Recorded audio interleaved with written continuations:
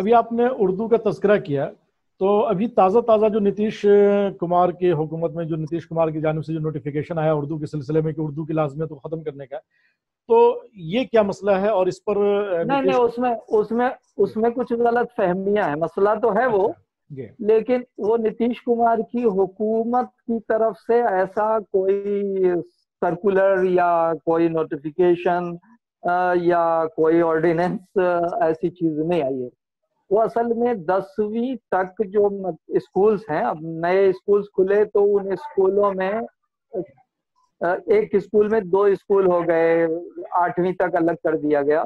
तो 10वीं के स्कूलों में सीट दुरुस्त की जाए, मतलब कितने टीचर हों, पहले 12 या 13 टीचर होते थे, तो अब कितने टीचर हों, इस पर को तय करने का इख्तियार महकमा तालीम के अफसरों को दे दिया गया था कि वो इसमें एक सर्कुलर है 2006 का, उसमें एक सरकार का एक फैसला है, संकल्प है, उसमें ये इख्तियार महकमा के अफसरों को दे दिया गया।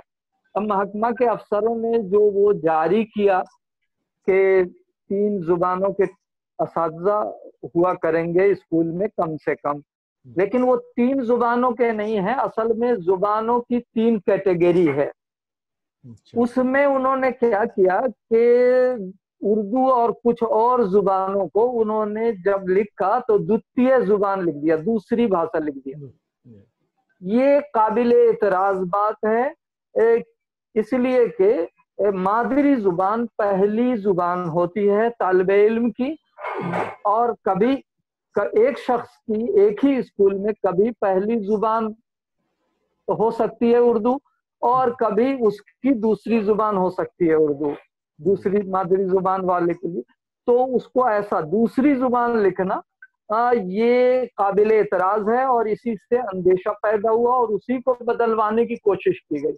अब उसको जब बदलवाने पर की कोशिश में जब वफूद मिले, लोगों ने एहतजाज किया, तो महकमा तालीम के वजीर की क्या सलाहियत है पता नहीं, उनकी कितनी समझ है, उनके अफसरान कैसे हैं, तो उन्होंने एक और उसकी तस्हीह में, उसकी इस्लाह में एक और नोटिफिकेशन जारी किया, और उसमें ये लिख दिया कि 40 बच्चे इन जुबानों के 40 बच्चे होंगे तो टीचर जरूर रखा जाएगा। अब लोगों को ये अंदेशा हो रहा है कि लोग इस सर्कुलर का मिसयूज करेंगे। असल हुआ ये कि 2006 में जब सिलेबस में कुछ चेंज, जो 80 से चल रहा था उसमें 2006 में कुछ चेंज आया तो वही 3 जुबानें। तो वहां क्या किया कि आप उर्दू के साथ फारसी नहीं रख सकते हैं, ऐसा काम, हालांकि ऐसा सिलेबस में नहीं है, ऐसा सरकार ने फैसला नहीं लिया है, लेकिन ऐसा गैर एलानिया इंतजाम स्कूलों ने करना शुरू कर दिया कि आप उर्दू के साथ फारसी नहीं रख सकते। इसके नतीजे में फारसी पढ़ने वालों की तादाद लगातार घट गई, फारसी के असातिज़ा की सीटें, बहालियां भी मेरे ख्याल से मुअत्तल है, नहीं कर रहे हैं। तो इससे उस वक्त लोगों को एहतजाज करना चाहिए कि ये इंतजाम स्कूल वाले या महकमा तालीम में किसी सतह से क्यों हो रहा है, जबकि गवर्नमेंट का ऐसा कोई ये नहीं है। नीतीश कुमार बार बार कह रहे हैं कि हर स्कूल में, अभी ऐलान किया कि मिडिल स्कूल, सारे मिडिल स्कूल में हम इस उर्दू का एक टीचर जरूर बहाल करेंगे। ये ऐसी सूरत में कि सरकार कह रही है कि हर स्कूल में उर्दू का टीचर होगा, और महकमे में इस तरह की साजिशें, ये ऐसा हर सतह पर उर्दू के साथ, सिर्फ वही नहीं, राजभाषा में और दूसरी जगहों पर भी होते हैं। सरकार ने 3500 वो बहाल करने का फैसला किया था राजभाषा के महकमे में, मुतरजमीन, मुआविन मुतरजमीन और उर्दू ऑफिसर, लेकिन उसे महकमा मालियात और दूसरे शोबों ने उसमें के अफसरों ने उसमें कटौती करते करते उसे कुछ 1800 तक पहुंचा दिया। अब उस पर बहालियां होनी है, जिसके इम्तिहानात होने, तो ये सरकारी निज़ाम में होता है। इनसे भी मुसलमानों को और उर्दू लिसानी अक़लियतों को फेस करना पड़ता है, और ये हर जमाने में होता है। नीतीश कुमार के जमाने में, अब इधर यानी मौजूदा 5 साल, पहले 5 साल 10 साल में तो ऐसा नहीं था, कम था, अगर किसी सतह पर था, तो मौजूदा 5 साल में ये कुछ ज्यादा बढ़ गया है, इसलिए कि वो अफसरों को जो फिरकापरस्त मिजाज अफसर हैं, उनको लगता है कि ये तो बीजेपी की हुकूमत है। अच्छा अहमद साहब, कहते हैं तालीमी तरक्की बिहार की, अगर ओवरऑल तालीमी तरक्की देखी जाए, एजुकेशन डेवलपमेंट, जो एजुकेशन लिटरेसी रेट है, तो इसमें आप कहाँ तक मुतमईन है? पहले के मुकाबले में, अब के मुकाबले में कहाँ तक मुतमईन है, और ये देखिए, इसमें कितना इजाफा? हाल के बरसों में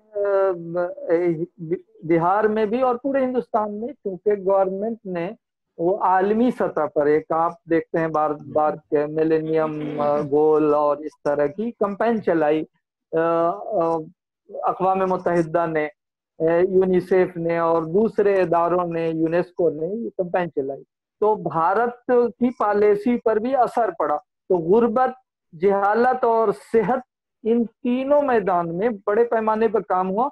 उसमें नीतीश कुमार ने बड़े अच्छे काम किए, ऐसे काम किए जिसका मुल्क की दूसरी रियासत पर भी असर पड़ा।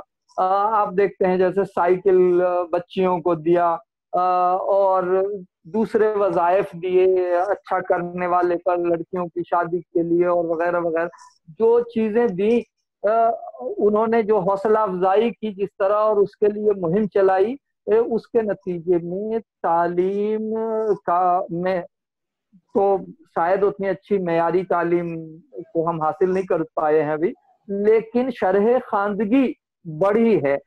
नीतीश कुमार ये बात कहते हैं, उन्हें ये एहसास भी है, कई मीटिंगों में उन्होंने इसको कहा, और मतलब इससे गोया वो गाफिल नहीं है कि हम तो पहले बच्चों को स्कूल में लाना चाहते थे, तो वो हम बड़ी तादाद में लेके आए। अगर हम स्कूल में बच्चों को ले आएंगे तो फिर उनकी तालीम का मेयार भी बाद में बेहतर हो जाएगा। लेकिन तालीम का मेयार इतना खराब हो गया है इधर के जमाने में कि उसका सुधरना बिहार में तो कम से कम आसान नहीं लगता है। आप इस वक्त देखेंगे कि अच्छा, फिर उसमें एक पॉलिसी जो है वो कॉन्ट्रैक्ट टीचर की, इस पॉलिसी ने भी बहुत नुकसान पहुंचाया, और इसके वजह से लोग इस हुकूमत से नाराज भी हैं। अवामुन्नास में नाराजगी है कि इन्होंने 10-10 हजार के टीचर बहाल करना शुरू किए। टीचरों में भी नाराजगी है कि एक ही काम के लिए 2 तरह की तनख्वाहें अदा की जाती हैं। एक आदमी तो 60 हजार लेता है और दूसरे आदमी को 15 से 20 और 25 हजार रुपए पर वही काम लिया जाता है। तो ये जो खराबियां आई हैं, अच्छा वो यहीं नहीं आई हैं, ये हमारी पड़ोसी रियासत यूपी में भी और दूसरी रियासतों में भी ये खराबियां आई हैं। एजुकेशन सिस्टम में आला तालीम के इदारे बहुत नाकिस हो गए हैं, इसलिए कि बरस से वहाँ तकर्रुरियां नहीं हुई हैं यूनिवर्सिटियों में। एक तकर्रुरी हुई है अभी हाल में बिहार में कुछ हजार टीचरों की, फिर दूसरी होनी है, उसके लिए नया कमीशन बनाया है नीतीश कुमार ने, लेकिन उसकी रफ्तार इतनी सुस्त है और सुधार की रफ्तार इतनी सुस्त है कि उससे लोगों में बड़ी नाराजगी है। काम तो वो नीतीश कुमार की हुकूमत ने इस तरह के किए हैं जिनमें से बाज कामों का उन्हें क्रेडिट मिलता है। सबसे ज्यादा शराबबंदी का उन्हें क्रेडिट मिलता है। औरतें, खास तौर से निचले तबकात की औरतें, बहुत वो कमजोर तबकात की औरतें उससे बहुत खुश हैं और वो वोट देती हैं कि उन्होंने उनके शौहरों पर की शराबखोरी और नशा खोरी पर पाबंदी लगाई और इससे उनके घर के हालात बेहतर हुए। तो ऐसे कई काम नीतीश कुमार के खाते में हैं जो इनकलाबी हैं, जिसकी अफादियत से भी और जिसके असरात से भी कोई इनकार नहीं कर सकता।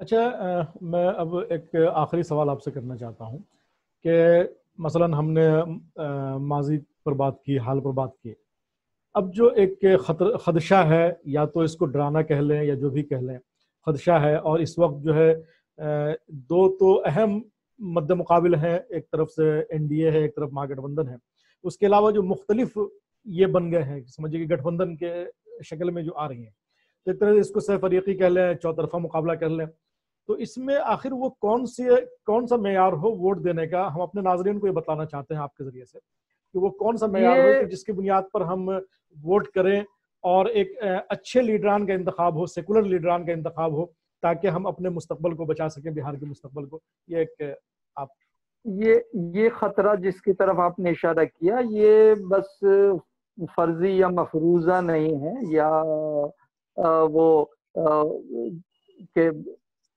दूर दराज की कौड़ी नहीं है। ये हकीकी खतरा है कि एक तरफ तो कहीं खुदा न खास्ता वो फिर वो जो जिससे जंगल राज कहते थे, हालांकि उसे जंगल राज कहना एक वो बन गया, एक चिड़ बन गई है, वो न लौट आए। दूसरी तरफ ये खतरा है लोगों को, और ये भी हकीकी है कि फिरका परस्ती का जोगी राज ना आ जाए। ये हकीकी खतरा है और इसको नजरअंदाज नहीं किया जा सकता। अब इसमें ये भी खतरा है कि वोट बट जाएं और मुअल्लक असेंबली आए और फिर 5 साल तक वो तोड़ जोड़, खरीद फरोख्त और ऐसा अनस्टेबल गैर मुस्तहकम हुकूमत हो, और जो कुछ कर ही न सके या करे तो ब्लैकमेलिंग करें लोग। तो ये खतरा भी है। ऐसी सूरत में वोटर्स की राय दहिंदगान का इम्तिहान है, वो उन्हें चाहिए कि बहुत सोच समझ के अच्छे लोगों को मुंतखब करें। वो किसी नारे और किसी हंगामे और किसी जज्बाती इश्यूज को पर बहके ना, और हकीकी जो मसाइल हैं उसको भी नजरअंदाज न करें। मैं इस सिलसिले में कहता रहा हूँ कि बिहार में कम से कम मुल्क में जज्बाती इश्यूज इस पर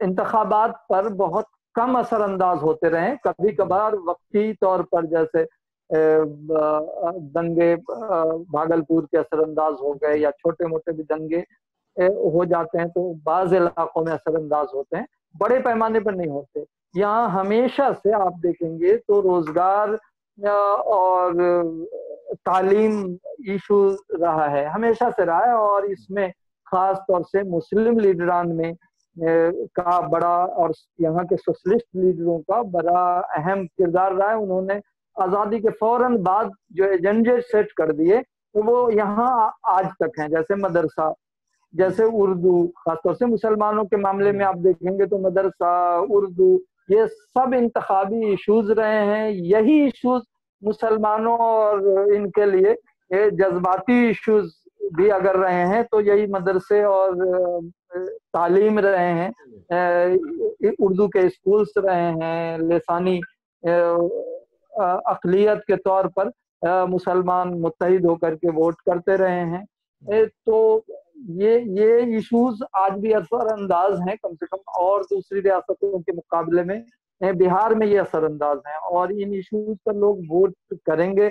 और मैं समझता हूँ कि इन्हीं इश्यूज पर लोगों को वोट करना चाहिए और काम को देखना चाहिए, और किसी बहकावे में नहीं आना चाहिए। फिर 1 to 1 भी, यानी सीट वाइज भी तय करना चाहिए कि किस पार्टी ने किस सीट पर कौन से कैंडिडेट खड़े किए हैं जो हमें, हमारे इश्यूज को एड्रेस करते हैं और हमें सूट करते हैं, और जिनकी ईमानदारी पर शक नहीं किया जा सकता, और जो मुल्क को उसमें रियासत को बदउनवानी, भ्रष्टाचार के दलदल में नहीं धकेलेंगे और फिरका परस्ती के दलदल में नहीं धकेलेंगे। ये दोनों इश्यूज भी एक बड़े फैक्टर हैं, और इनको भी चाहिए कि लोग निगाह में रख के वोट करें। किसी बदमाश को चुन के असेंबली में न भेजें, किसी दबंग गुंडे और ऐसे शख्स को, चाहे वो किसी जमात का हो, ऐसे शख्स को जिनके सियासत में ताकतवर हो जाने से रियासत को नुकसान पहुंच सकता है, अवाम के मफादात को नुकसान पहुंच सकता है, ऐसे शख्स को हरगिज वोट न दें, चाहे वो किसी का नाम लेके आए, कैसे जज्बाती इश्यूज आपके सामने लेके आए। राय दहिंदगान को इसका ख्याल रखना चाहिए। ये उनकी सवाबदीद और उनकी राय दही और उनकी दानिश का, उनके शऊर का बहुत बड़ा इम्तिहान है ये इलेक्शन। जज़ाकल्लाह, बहुत बहुत शुक्रिया। आज आपने अपना कीमती वक्त निकाल कर दिया नाजरीन किराम, ये थे हमारे मेहमान जनाब बहुत बहुत शुक्रिया जनाब अहमद जावेद साहब। हम इसी तरीके से बिहार इंतखाबात के ताल्लुक से हम मुख्तलिफ अपने मिली और समाजी दानिशरों और जो माहिरीन हैं उनसे गुफ्तगू करते रहेंगे। आप हमारे साथ जुड़े रहें।